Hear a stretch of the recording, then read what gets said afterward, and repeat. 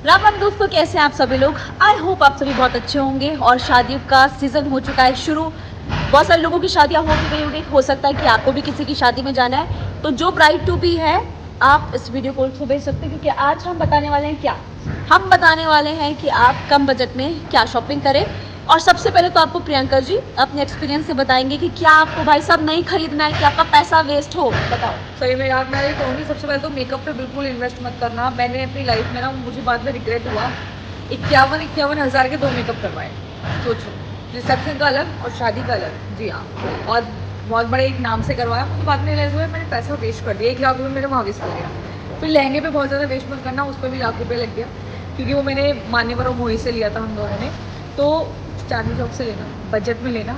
और रेंटेड लेना है तो वो ले लेना, लेकिन अगर इमोशनल जुड़े होते हैं तो सस्ते में लो, ज़्यादा अच्छा है। मतलब मिनिमम कितने रुपए का लेना चाहिए, जितना आपका पॉकेट अलाउ करता है ये। मैं तो कहूँगी 11 हज़ार से भी कम कर लो। आप कस्टमाइज़ करो, है ना, बढ़िया से कस्टमाइज़ करवाओ और उस लिहाज से बनाओ। बहुत यार बजट करोगे ना, आपको लगेगा इतने कम पैसे में हमारी पूरी शादी भी हो गई थी। अच्छा मेकअप ठीक है, हाँ। लहंगा सस्ता, मेकअप पे ज़्यादा पैसा वेस्ट नहीं करते। दूसरा, लोगों को खुश करने के चक्कर में 4 लोगों को, रिश्तेदारों को, ऑफिस के लोगों को, फ्रेंड्स को दिखाने के चक्कर में बहुत लैविश फंक्शन करने की बिल्कुल ज़रूरत नहीं है। ये 4 लोग आएंगे, खाएंगे और चले जाएंगे, और उनको दोबारा याद भी नहीं होगा, या आपकी किसी मुसीबत में भी नहीं खड़े होंगे, और कोई मतलब नहीं है उन चीज़ों का। उन 4 लोगों को दिखाने के चक्कर में इससे बेहतर है कि अपने 4 दिनों की खुशी और बढ़ाओ, वो पैसा अपने ऊपर लगाओ, आप घूमने जाओ, अच्छा खाओ, अच्छी शॉपिंग करो। पर ये देख दिखावे से यार बचो, क्योंकि वो भी हमने बहुत ज़्यादा वेस्ट कर दिया मनी, और मुझे बाद में रियलाइज़ हुआ। और कुछ जो आपको नहीं खरीदना है। नहीं खरीदना है। देखो, अगर आप साड़ी नहीं पहनोगे डेली तो साड़ियाँ मत खरीदना। मम्मी क्या करती है, अपनी बेटी को साड़ियाँ देती है, मैंने अपनी मम्मी को मना कर दिया। ठीक है, जो चीज़ नहीं पहनते हो, नहीं यूज़ करते, उसको मत लो। ठीक है, एक्स्ट्रा सामान मत लो। बर्डन नहीं होना चाहिए शादी का। शादी मीन्स बर्डन नहीं, ना लड़की की फैमिली पे ना लड़के की फैमिली पे। ठीक है, और म्यूचुअली एक अच्छे तरीके से हो। लिमिटेड लोगों को बुलाओ, लिमिटेड लोगों को। भंडारा नहीं है, शादी है जो आपके लिए दिल से खुश हो। मैं आपको बुलाऊँ या नहीं?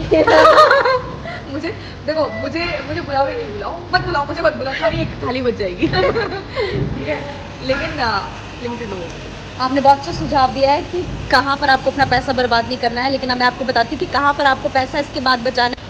तो ये इन्होंने आपके पैसे बचा दिए भाई साहब। अगर आपकी शादी नहीं, आपकी किसी दोस्त की नहीं हुई, तो उसको फटाफट से वीडियो भेज दो और अब ले लो कागज़ और पेन। और अब मैं आपको बताऊंगी कि आपको क्या खरीदना है। दुल्हन ने कहीं और दूसरे घर में जा रही है, तो आपको क्या क्या सामान अपने साथ ले जाना है, ये मैं आपको बताती हूँ, क्योंकि ये सब मैंने खरीद लिया है। तो भाई साहब, प्रियंका जी ने बहुत ही अच्छी बात बोली। मेरी प्यारी बहनों, जिनकी भी शादी हो रही है, आप मेकअप और कपड़ों में बहुत ज़्यादा अपना पैसा खर्च ना करें।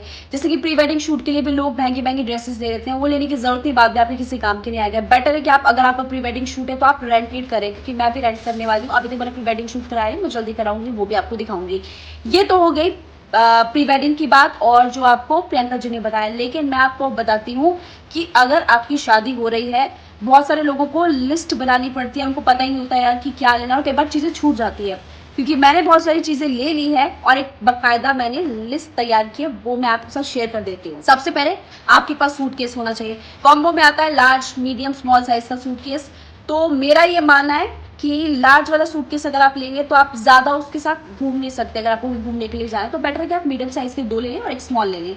मैंने भी ऐसा ही लिया है। अब बात करते हैं कपड़ों की। मैंने साड़ीज ली है सिर्फ और सिर्फ 7, और सूट मैंने कुछ लिए, कुर्तीज़ मैंने कुछ ली, क्योंकि साड़ी मुझे लगता है कि मेरे इतने काम नहीं आने वाली, मैं कम पहनती हूँ। लेकिन क्योंकि मैं न्यूज़ एंकर हूँ, इवेंट मुझे अगर कभी जाना है या फिर कुछ भी करना है, तो वहाँ पर वो मेरे काम आ जाएगी, और फंक्शन कुछ भी हो तो भी मेरे काम आ जाएगी। ज़्यादातर मैंने सूट लिए, और उसमें मैंने ज़्यादा पैसे वेस्ट नहीं किए, क्योंकि ये सब भी काम नहीं आता है यार। क्योंकि मैं काम करने वाली हूँ, अगर आप भी काम करने वाले हैं तो आपको पता है कि ऑफिस में डेली डेली आप साड़ी नहीं पहन के जा सकते, सूट ही पहन के जा सकते हैं।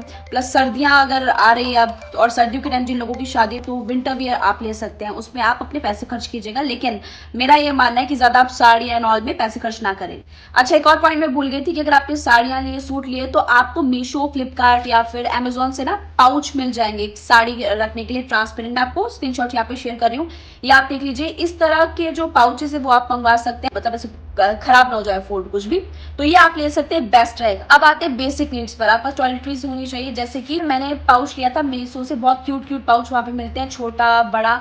और मेरे पास जो पाउच है उसमें मेरा ब्रश, पेस्ट रहेगा, फेस वॉश रहेगा, और इसके अलावा आप बॉडी लोशन रख सकते हैं, आपका शैम्पू और क्रीम आप सब कुछ रख सकते हैं, कंडीशनर आप रख सकते हैं, जो भी आपको लगाना है, क्योंकि अगर आप दूसरे घर पे जा रहे हैं वहां पर आपको आपके वाला शैम्पू अगर नहीं मिलेगा तो कहाँ ढूंढते फिरो। तो बेटर है कि आप एक अपनी इस चीज के लिए अलग किट ही तैयार कर लीजिए।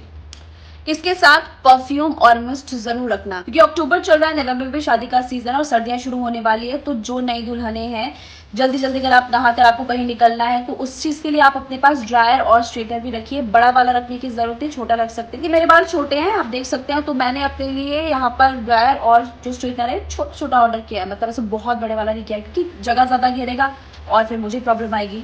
तो ये भी आप रख सकते हैं। नाइट वेयर रखना बहुत इंपॉर्टेंट है, 4-5 पेयर आप अलग अलग रख लीजिए नाइट सूट का, वो भी इंपॉर्टेंट होता है। लॉन्ड्री बैग जरूर खरीद लेना, वो भी पाउच की तरह। मिनिसो से मैंने खरीदा, उसमें सारे के सारे लॉन्ड्री आएंगे और आपको कम से कम 7 पेयर्स तो रखने ही है अंडरगारमेंट्स के, वो सारे के सारे भी आप इस वाले लॉन्ड्री बैग में रख लें, इसको भी सेपरेट ही रखें।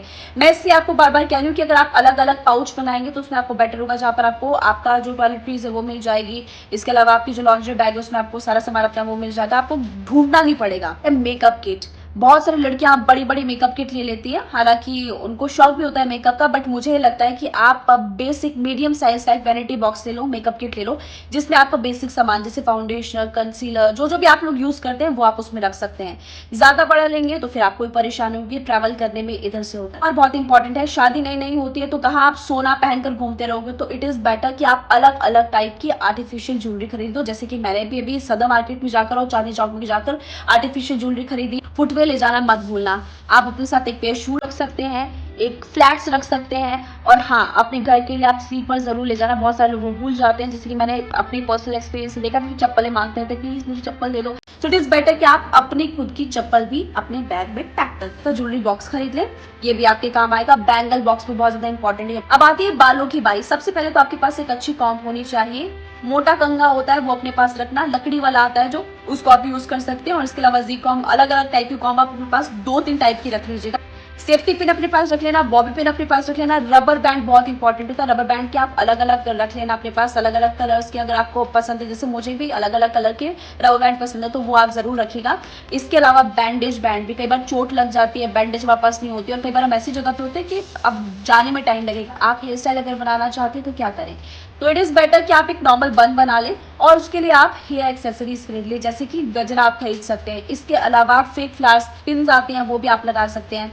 बिंदी रखना बिल्कुल मत भूलना, बिंदी देखिए सब अपने अपने हिसाब से खरीदते हैं, लेकिन मुझे लगता है कि वो क्रिस्टल वाली बिंदी होती है ना, वो बहुत बेस्ट लगती है, मैंने भी वो रखी है, आप भी वो रख सकते हैं। क्लच अपने पास जरूर रखना, क्योंकि आप अलग अलग ड्रेसेस पहन कर जाएंगे, किसी मेहमान के पास जाना है, तो 2-3 टाइप के अच्छे वाले क्लच अपने पास रख सकते हैं। मेरी मम्मी ने पर्सनली मेरे को बोला था कि क्लच जरूर रख लियो महिमा, तो इसलिए मैंने वो भी ले लिया। ये तो हो गया एसेंशियल नीड्स के बाद, जब आपकी शादी हो रही है तो आपके जीवन में क्या बदलाव आते हैं, आपको क्या क्या खरीदने की जरूरत है, लेकिन आपको अपने व्यवहार में क्या बदलने की जरूरत है, अब आपको ये बताएंगी अनामिका पांडे।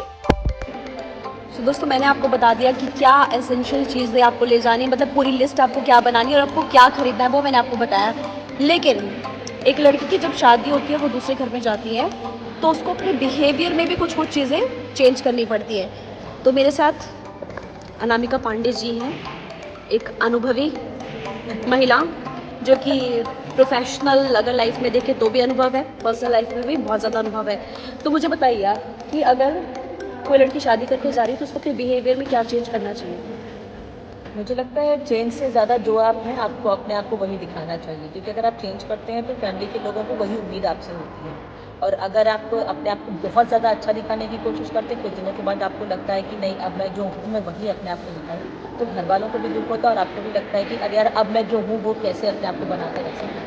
तो जैसे आप हैं मौज मस्ती करने वाले, लाइफ को एंजॉय करने वाले, फैमिली को फ्रेंड बना के रखने वाले या फ्रेंड्स के साथ ज़्यादा एंजॉय करने वाले, आप अपनी फैमिली को, ससुराल वालों को वही प्रिटेंड कीजिए। नहीं तो बहुत सारी उम्मीदें उनको आपसे बन जाएंगी, और जब आप नहीं वो करेंगे तो आप उनकी मदद टूटेंगी और आपने जो उनसे उम्मीद लगा रखी है वो भी। लेकिन मुझे लगता है कि इससे बहुत सारे लोगों का बिहेवियर कई बार ठीक भी नहीं होता है, लाइक वो ज़िद्दी होते हैं, किसी को गुस्सा आता है, तो वो बिहेवियर चेंज करना बनता है अपने उस नए घर के प्रति, अपने पति के प्रति और अपने परिवार वालों के प्रति। नहीं हाँ बनता है, और कई बार वो भी जाता है, जो लड़कियाँ जाती हैं, क्योंकि कई बार पॉजिटिव चेंजेस भी आते हैं, नेगेटिव चेंजेस भी आते हैं।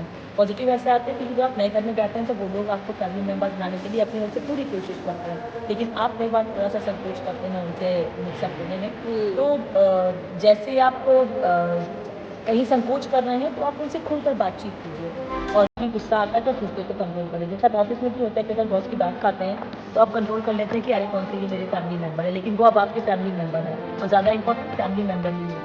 तो अगर कोई डाँट देता है या मम्मी डाँटती है तो गुस्सा होता है, शांत हो जाते हैं ना, वैसे ही मुझे लगता है अगर वहाँ थोड़ी-सी डाँट पड़ती है, किसी बड़े ने डाँट दिया है, तो चुप हो जाइए और जो छोटा आपकी सिस्टर इन लॉ आपको समझा रही है, तो इसलिए समझा रही है कि अपनी फैमिली को अडॉप्ट कर सके, उसे समझ सके, तो समझिए उस चीज़ को। हाँ, ये नहीं कहूँगी कि बिल्कुल अपने में चेंज करिए अपने बिहेवियर में, लेकिन हाँ, गुस्सा कंट्रोल कीजिए, गुस्सा कंट्रोल करेंगे तो फ़ायदा। लास्ट सवाल मैं आपसे पूछूंगी, जब हम नए घर में जाते हैं तो हमें बहुत कुछ एडजस्ट करना पड़ेगा, मतलब सामने वाला भी एडजस्ट करेगा, हम भी एडजस्ट करेंगे, तो उसको लेकर कुछ बताना चाहोगे आप? हाँ, मतलब कितना एडजस्ट संभल के रहना है, जैसे कि मान लीजिए कि फॉर एग्जांपल हमारी जैसे शादी हुई, उसकी कुछ बुरी आदत है, मान लो तौलिया फेंक देना, कुछ ऐसी चीज़ें, तो उस पे भी छोटी-छोटी बात लड़ाई होनी शुरू हो जाती है, तो उस पे कुछ कर सकते हैं अपन लोग? तो शुरुआत में समझाइए, लेकिन अगर साल 2 साल तक नहीं समझते तो लड़ना ही ठीक है। Okay, thank you so much. Toodles कर दो गाइस को। Bye bye guys.